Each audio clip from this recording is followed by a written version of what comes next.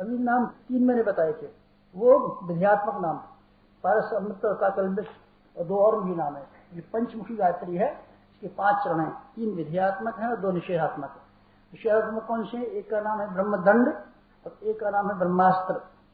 ये ब्रह्मास्त्र बहुत दंडी है। कल मैं संजय ऋषि का किस्सा बता रहा था, उन्होंने परीक्षित को शाप दिया था, कछू में निकाल दिया था, और उसने दमयंती ने शाप दिया था, कछू में निकाल दिया था, और गांधारी ने शाप दिया था इसको, श्री कृष्ण भगवान को।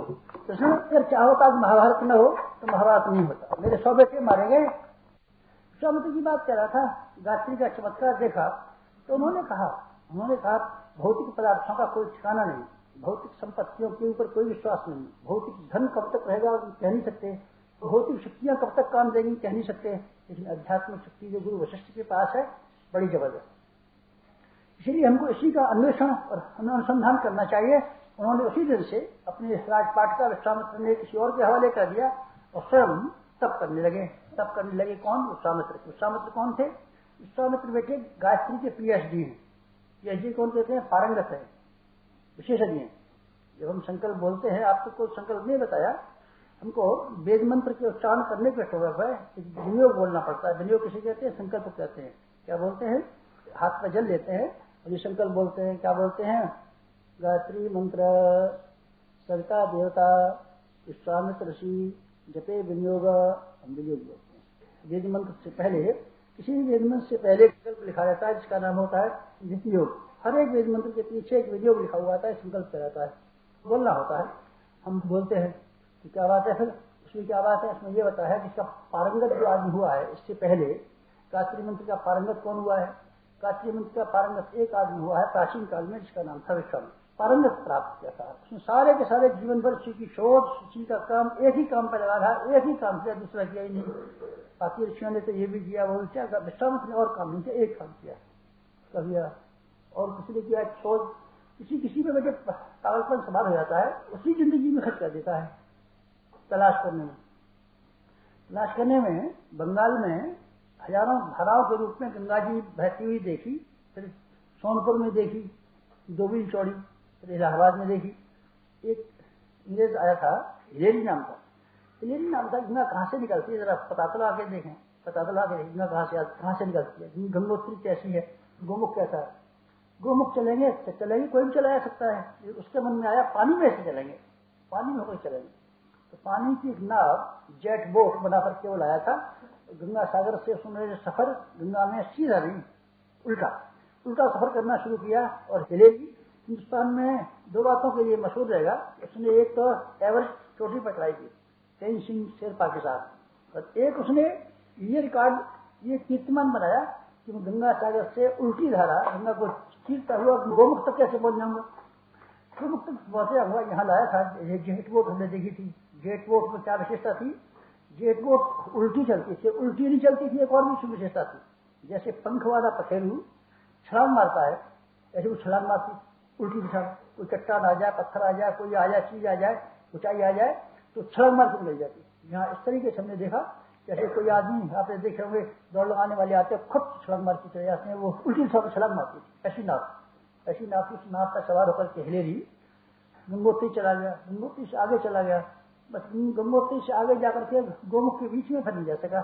फिर वो बीमार पड़ गया, नाव खराब हो गई, क्या हो गया, गोमुख तक तो जा पहुंचा, बीच में से चलाया, और हिम्मत उसकी बड़ी। जो बात है उसको पता लगाते हैं। विश्वामित्र की बड़ी हिम्मत थी, पता लगा करके रहेंगे। और बेटे हमने भी बड़ी हिम्मत की है, आखिर इसका पता लगा के रहेंगे, इसकी पूछ उखाड़ के रहेंगे। इसकी गायत्री है क्या? कहाँ से आती है? एक ही काम किया जिंदगी में, दूसरा कुछ काम नहीं। आपने तो वो लिखे हैं, क्या लिखे हैं? वेद लिखे हैं, पुराण लिखे हैं। न हमने वेद लिखे न पुराण लिखे। क्या किया है बेटे? गायत्री मंत्र के बेटों की गवाहियां ली हमने।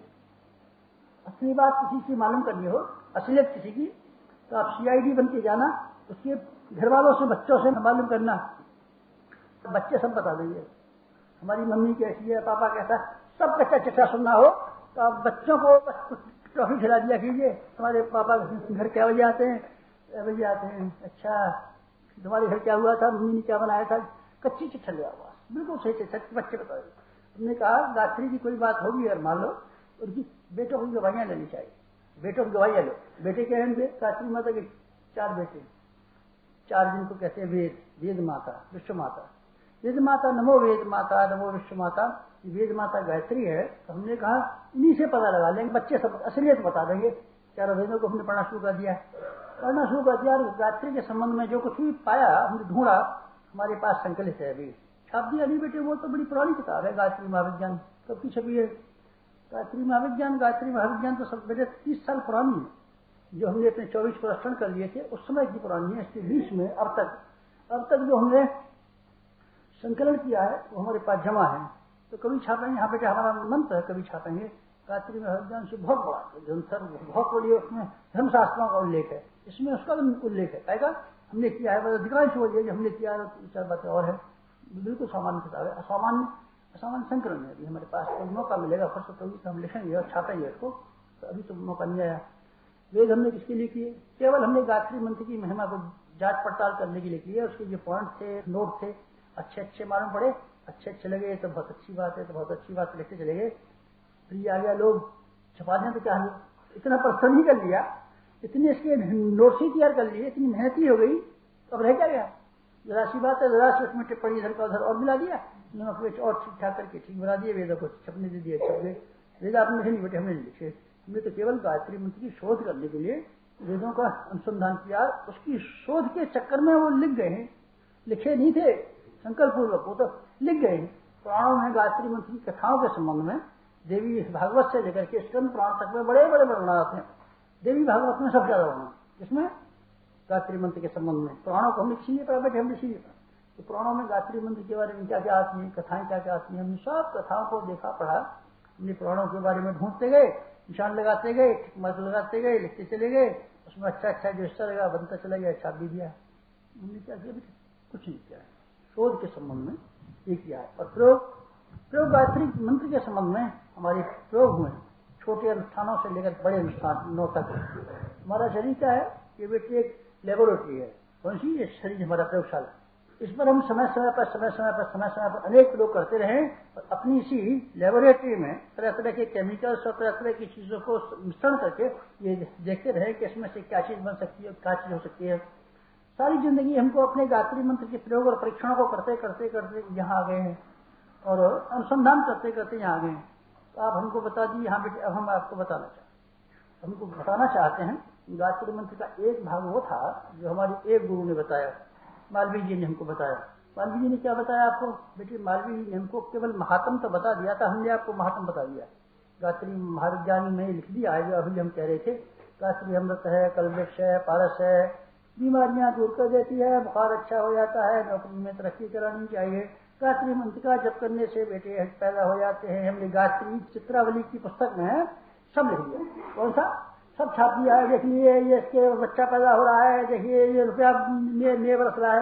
ये क्या कह रहे बेटे? हमारे पहले गुरु ने बताया था, हम पहले गुरु हैं आपके, जो हम वही बताते हैं जो हमारे गुरु ने बता दिया था। हमारी कोई गलती नहीं, ये बताया था गायत्री मंत्र की महत्ता है। और क्या बताया था आपके पहले गुरु ने?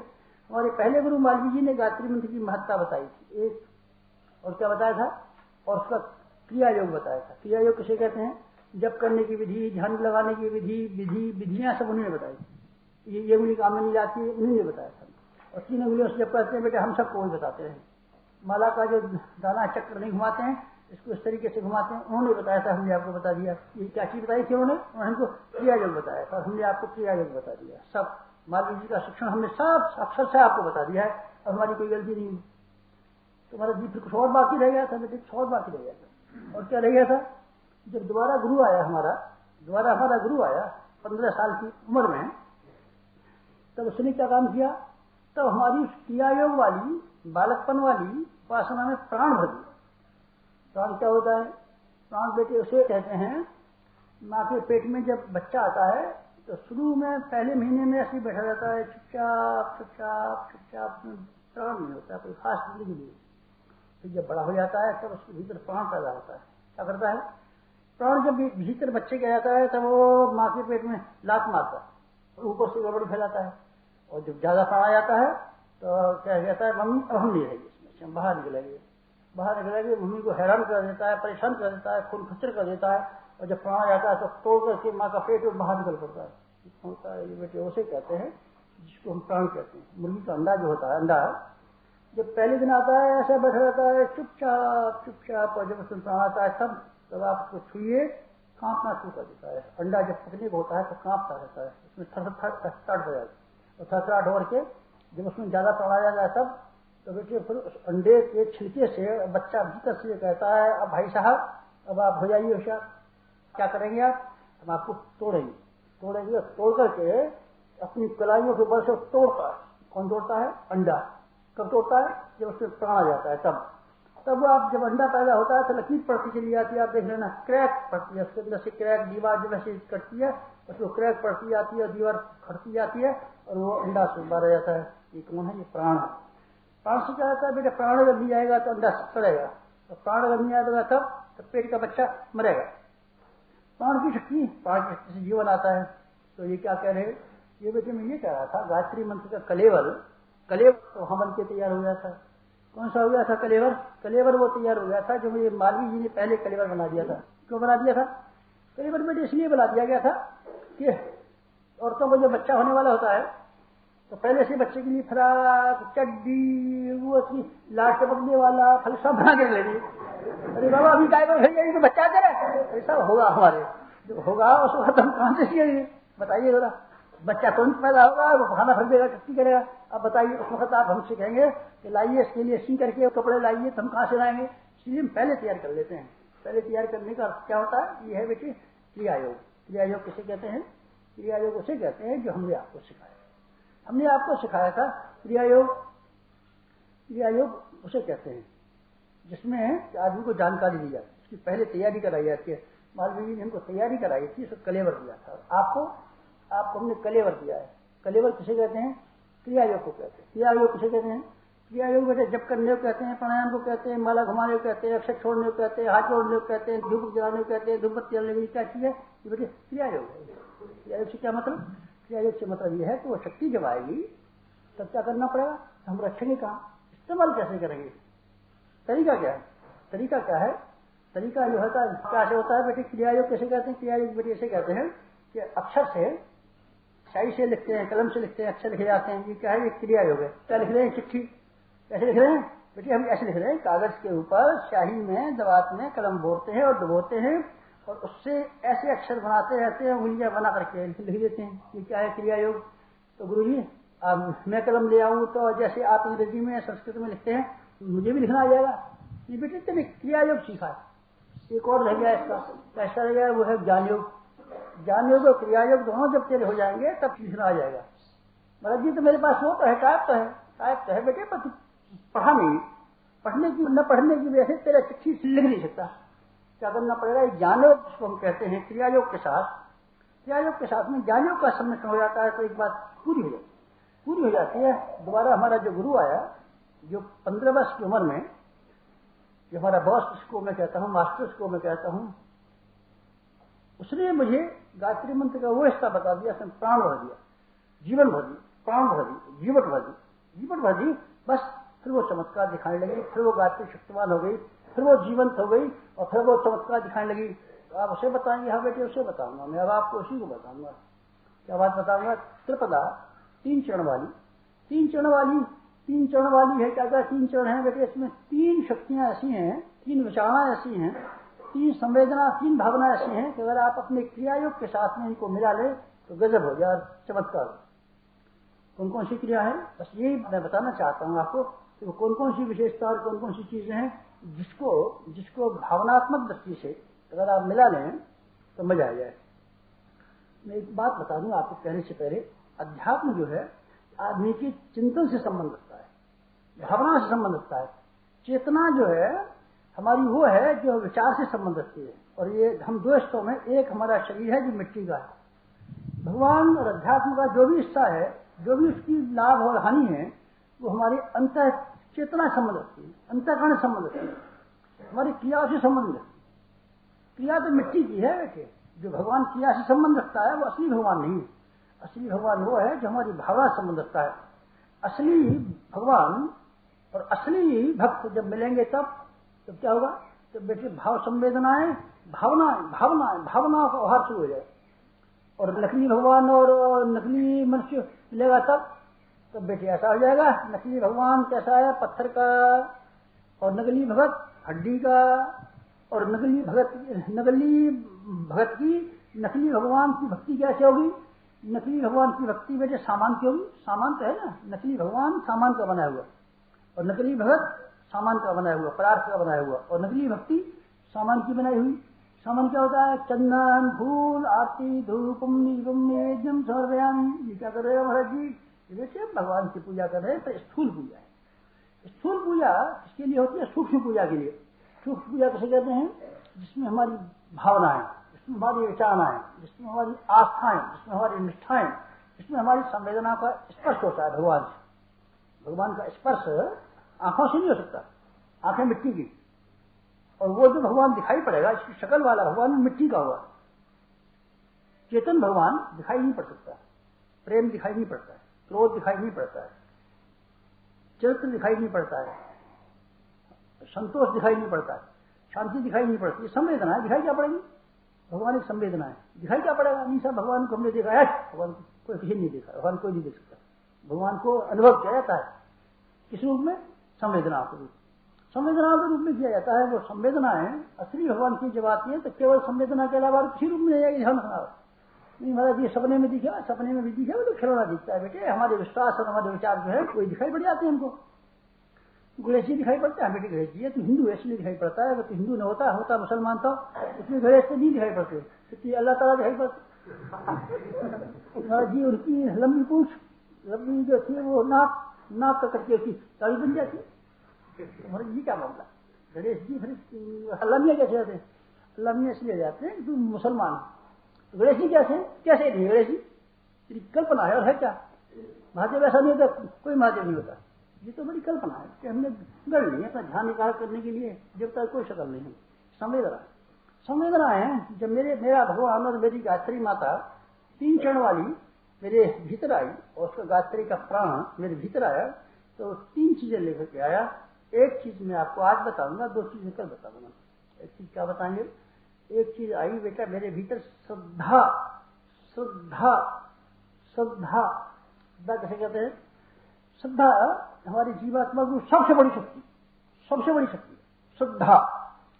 श्रद्धा ऊंचा उठाने के लिए, आगे बढ़ाने के लिए, मनुष्य के भीतर से आत्मशक्ति विकसित करने के लिए एक ही आधार है, सबसे बड़ा आधार, उसका नाम है श्रद्धा। श्रद्धा का अभाव होता तब बेटे सब बेकार है, सब बेकार है। श्रद्धा के अभाव के बिना आज तक न कोई अध्यात्म मार्ग पर चला है, न किसी को भगवान से मिलन हुआ है, न किसी की शक्तियों का अभाव हुआ है, कोई लाभ नहीं हुआ श्रद्धा के अभाव के बिना। क्रिया का बेटा क्या महत्व जरा बता तो सही तू। माला घुमाता हूँ, माला घुमाता है तो ये बता, ये श्रम के हिसाब से कितनी कीमत की हो सकती है? कितनी कीमत की हो सकती है? कितने माला घुमाता है? 15 मिनट। 15 मिनट में कैसे घुमाता है? जैसे वो फाड़ते लकड़ी जैसे। महाराज जी लकड़ी से भी क्या फाड़ूंगा, उंगली से घुमा देता हूँ। तो बेटे लकड़ी फाड़ने का श्रम की दाम क्या हो सकते हैं, और तेरी माला घुमाने के श्रम की क्या होते हैं? तो डेन चीप श्रम है, इसमें अकल भी खर्च नहीं होती, बेअकल का काम है। माला घुमाते रहे, कोई पागल भी घुमाता रहे। चरखा पागल नहीं घुमा सकता, पागल को उसमें अकल लड़ानी पड़ती है तब चरखा काट सकता है। इसमें क्या अकल लड़ानी पड़ेगी? इस सब माला में कोई चमत्कार नहीं बेटे। माला में कहाँ चमत्कार आएगा? माला में चमत्कार उस दिन आ जाएगा जिस दिन उसके साथ में श्रद्धा का संबंध होगा। श्रद्धा का संबंध नहीं है तो ये खेल खिलौने हैं, खेल खिलौने हैं, उनकी कीमत खेल खिलौने से ज्यादा नहीं होती। तेरे पास श्रद्धा का अभाव है, केवल कर्म है, केवल क्रिया है, केवल जवान की नौकरियों का उच्चारण है, केवल मात्र हाथ से माला घुमाना है, केवल चंदन चढ़ाना है, धूप बत्ती जलाना है, तो ये क्रिया है। क्रिया का जो मूल्य है उतना चाहिए मिल जाएगा। क्या पैसे की धूप बत्ती जला देता है? महाराज जी एक चवन्नी की महीने भर में खर्च हो जाती है धूप बत्ती। तो बेटे भगवान से कहेंगे कि भाई तेरा 10% ब्याज मिलता है बैंक में, इसकी चवन्नी गई है तो इसको 26 पैसे मिल जाने चाहिए महीने भर में। 10% तो साल भर मिलता है, तो तेरी 25 पैसे की है धूप बत्ती। हाँ धूप बत्ती की तो बेटे 2.5 पैसे ब्याज दिलवा देंगे। गायत्री माता से कहेंगे भाई 27.5 पैसे का पेमेंट करना, 7.5 पैसे का तेरा बिल पेमेंट हो जाए। भगवान क्या नहीं महाराज जी तो ज्यादा मिलना चाहिए, बेटा मिलना चाहिए। तो बेटा कैसे मिल सकता है? बता बेटा तो किसी नाम का आता है, बैल का बछड़ा। हमारी गाय थी, हम लाए थे, तो 1 साल का बछड़ा हरियाणा की गाय थी, 500 रुपये को बिका था। 500 रुपये को बिका था। और बच्चा कितने को आता है? बच्चा तो बेटे 5,000 रुपये, 5,000 का आता हुआ। 5-10 हज़ार का बच्चा आ जाएगा तो हमारा जी धूप बत्ती भी कैसे जाएगा मुझे पता। धूप बत्ती तो एक 25 पैसे की हुई एक पैकेट, तो 25 पैसे में कैसे मिल जाएगा बेटा? क्रिया से नहीं मिलता। शक्ति आती है अध्यात्म की क्रिया में नहीं, ध्यान रखना, केवल सब ध्यान रखना। क्रिया की शिकायत करते हैं आपको शिकायत इसलिए है कि हमने ये क्रिया की थी और क्रिया का परिणाम नहीं मिला। तो क्रिया की कीमत क्या है पहले हमको ये बता दो। क्रिया की बेटा कुछ कीमत ही नहीं है तो फलाना कहां से रहेगा?